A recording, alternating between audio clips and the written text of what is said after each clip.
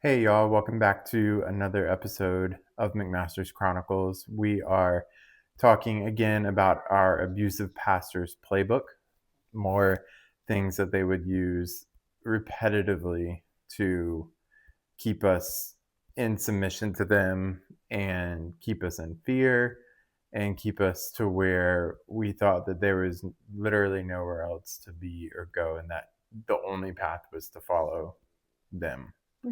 Um, it's kind of funny because a lot of times in the Bible, they would they would talk about how they would mock people for putting themselves or comparing themselves to biblical um, characters or biblical people, but then they would do that very same thing, just kind of another.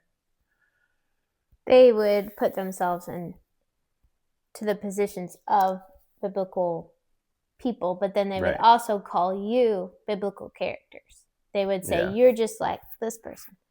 You're just like Jezebel. You're just like this. Yeah.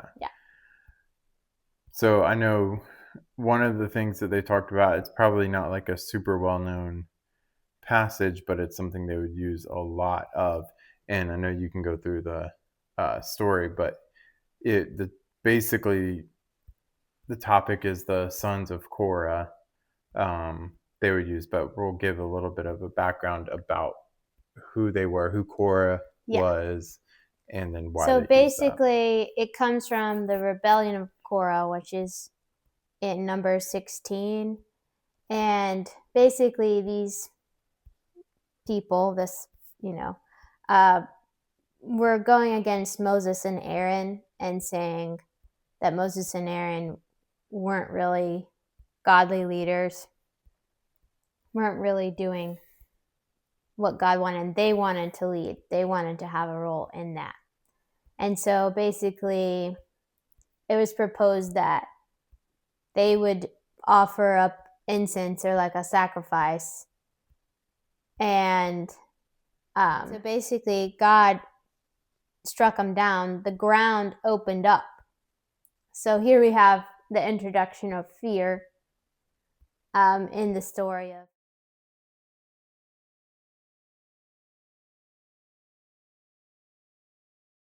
that.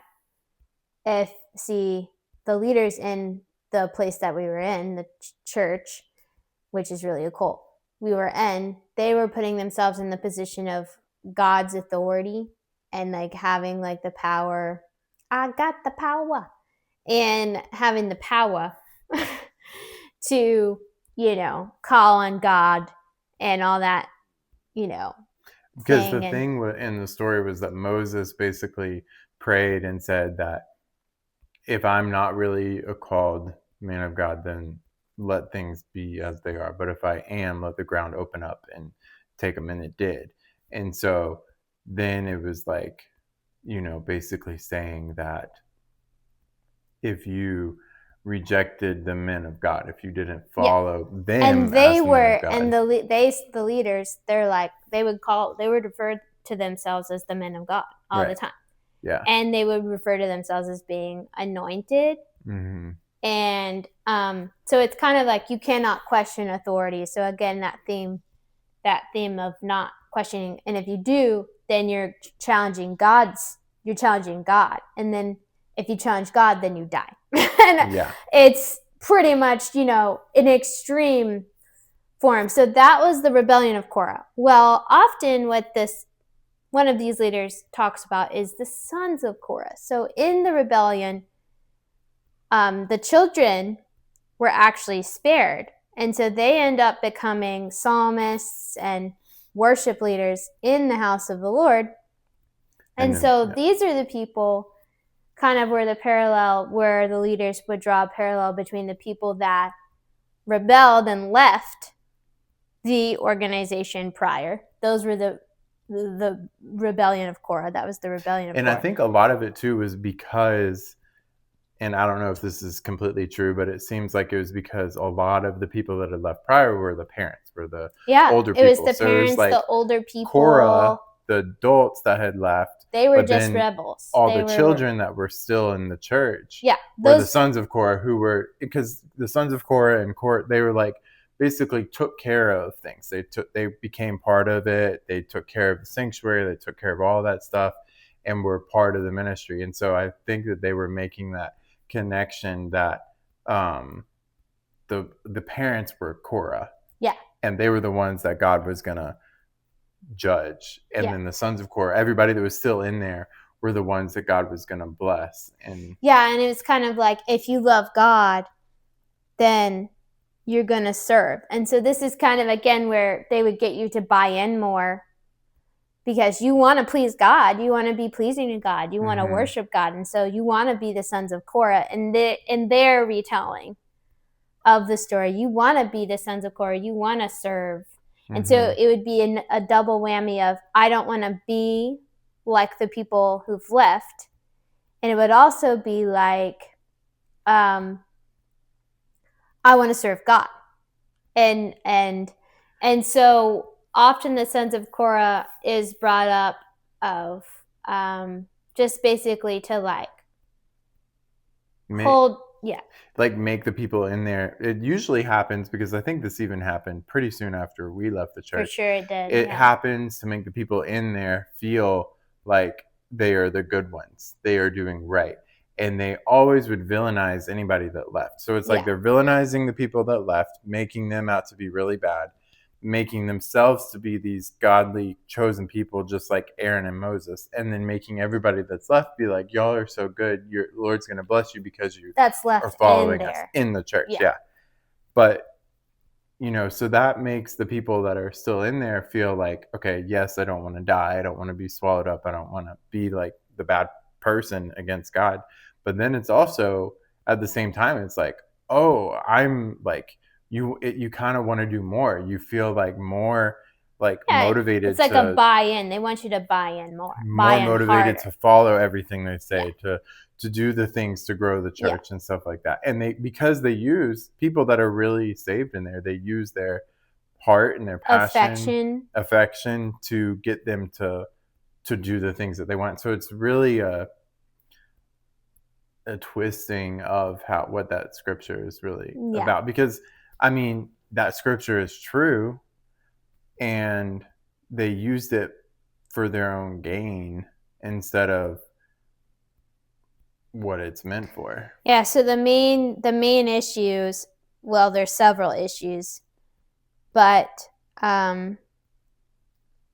it's a common theme that they bring up. So it's basically like using the Bible as a tool to get the result that they're wanting in the congregation, instead of it actually being a word from God. And part of the way that we know that is because of the cyclical nature of their message of that same thing. As soon as these issues come up, then comes these certain topics. But basically, main issues is they're trying to like say that they're Moses, trying to say that they are elevated like Moses and Aaron, that they are called like Moses and Aaron, and they want to claim that any challenge to their authority equals rebellion against God. And then they also, another thing is they use fear, and kind of just the theme of like, if you were to oppose us, just like these people who've left, or just like these people who have left before, and you're opposing God and you're showing that you don't love God, when that's not really the case. But that's the fear, because again, this is the main, well, there's several issues, but this is where it becomes so insidious, is that they use the affection that people have in there for the Lord, for God, for even individuals, and they use it, the leaders in there use it against the people.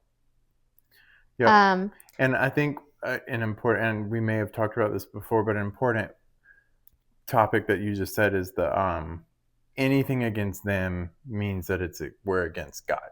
So like that correlation is in that is like repeated over and over again for years. So you grow, for anybody that grows up in there, you believe, because of that pounding in your head, that if you if you disagree with, if you whatever with them, then you're going against God. Therefore, you can't they can't be wrong. You can't disagree with them. You can't challenge them. You can't say that's sin. You can't say any of that because it's according to them, it's not. Like, they are God. And so, like, it goes so far that people in there, when they do sin, when they do something wrong, when they abuse somebody, when they, do something even blatant, people don't even recognize it because it's like, that's not even an option, that they can sin, that they can do something wrong. Well, I think some people recognize it, and then when you say something, you're also gaslit. So there's several other things that happen. But it's like,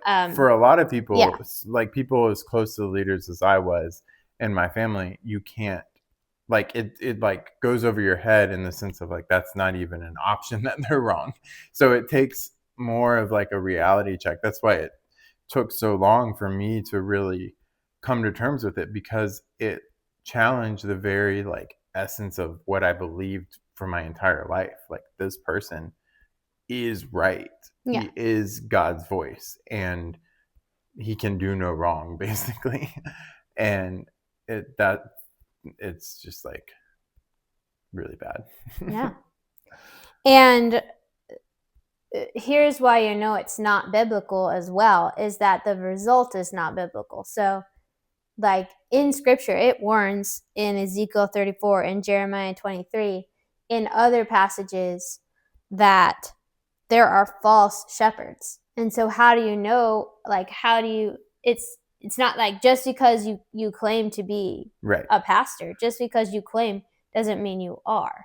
But if you're in there and you're literally terrified of questioning it because it means that your salvation's or your belief in God is in jeopardy, or your salvation's in jeopardy, then it basically prevents you from learning about these passages of scripture, or applying these passages of scripture in the way that they should be applied. And it also leads to a very unhealthy dynamics and unhealthy churches where the leaders are above reproach, or above question, or above, and you should go back and watch our Matthew 18 video, because it talks a lot about that, how they make it impossible to even bring anything to them. And something that I'm thinking about with what you're saying about the false prophets is, one of the stipulations or ways that you can see that somebody's a false prophet is that they literally make prophecies that aren't true, that never come true, that are false, that are whatever. And at least for me, how it was in there is like, anytime the lead pastor would make a prophetic word or whatever, I'd always think it's going to come true. And if I don't see it, it's still coming true some way that I don't know, or whatever. But looking back on it, it was almost like he was throwing everything at the wall and hoping that one thing would stick. And some things would happen, because it's more of like an odds game at that point. But it's like so many things. Several things did not. Never came. I would say about 80% never came to pass. And also his prophecies doubled as smear campaigns against individuals. As well. But it's just you see that, and that is an evidence of the false prophet. But we just don't really, I didn't think about that. I'm just like, well, I literally was so bought in that I was like, well, it's happening and I just don't see it, or it's going to happen, or whatever. Not that this is wrong. Like, I think that you have like moments. You did have moments of clarity. Everyone can have moments of clarity. It's just what happens to you. But then you go back to having that beat in your head for your whole life, that they are God's voice. So whatever they say, you can't challenge it. So then when you do think like, oh, that's not right, or it's not happening, or whatever, then you're like, well, no, that can't be. Because also you're afraid. It all comes back to fear. Very much. And I do also remember them talking about the fear of the Lord. Do you remember that? The fear of the Lord is the beginning of wisdom. Which it is. The fear of the Lord. I mean, that's biblical. Not the fear of fear of man who's claiming to be God's voice. Right. That's very different. Very different. But so that is again that is another tactic that was used by leaders and is currently being used by them to control and to manipulate and to hurt individuals in there. And it's a very common route that they take. Yeah.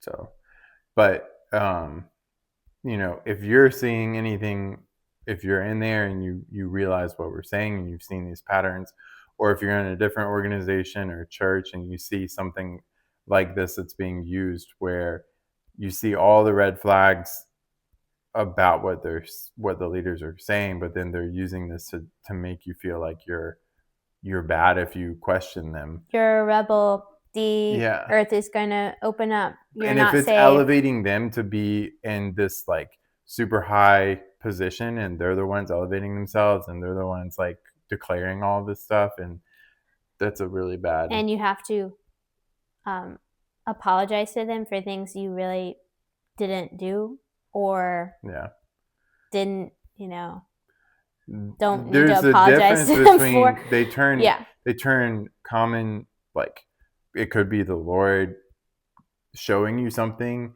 it could be common sense, it could be any of that, and if they turn any of that because what you're believing, what you're saying is against them, and they turn it always back against you, that's not, you need to really reevaluate what is actually right. So just another one of our many examples of the tactics. But thank you again for watching with us. Hopefully this helps somebody. Please subscribe, like our videos, share them. We are now in 10 countries, so that's exciting. That's great. Yes. So that's a big deal that we're reaching out more than just here. So again, thank you, and we will see you next time. Bye.